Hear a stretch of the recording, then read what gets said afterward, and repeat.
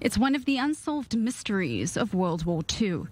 In an impeccably concealed hiding place, how did the Nazis discover Anne Frank and her family on August 4th, 1944? The behavior of people, the choices they have made, decisions they have taken during a very difficult period of time, and I think the information the team came up with, it gives us, again, I would say, insights in ourselves, in what it means to be human under very difficult circumstances. Difficult circumstances indeed, especially when the possible betrayer was recently identified as Arnold van den Bergh, a relatively unknown notary and perhaps most surprisingly, a fellow Jew.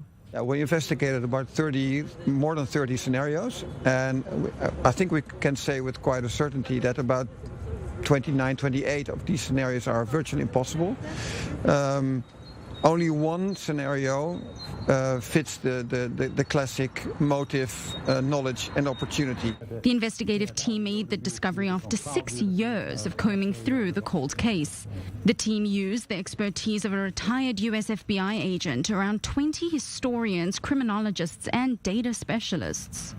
The crucial piece of new evidence, an unsigned note to Anne's father Otto found in an old post-war investigation dossier, naming Van den Bergh, a member of Amsterdam's wartime Jewish council, as the betrayer. The scenario is that the notary Arnold van den Bergh, well known in Amsterdam, handed over lists of people in hiding, and on that list was the address 263 Prinsengracht, the home of the annex. As a member of the council, Van den Bergh had to report to the Nazis. It is alleged that he likely betrayed the Franks to save his own family.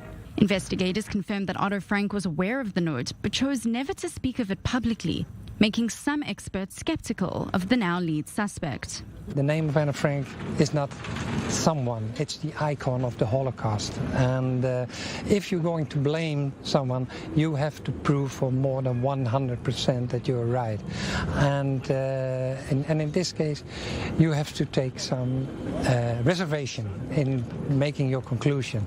And I think that's important to point out. Anne and 7 other Jews had hid for nearly 2 years in that secret canal-side annex before being discovered by the Nazis and sent to concentration camps. While other members of the Jewish Council were deported in 1943, Van den Bergh was able to remain in the Netherlands. Otto Frank was the only member of the Frank family to survive the war. The attempt to identify the betrayer was not intended to lead to a prosecution, but rather to solve one of the remaining unsolved mysteries of the Holocaust.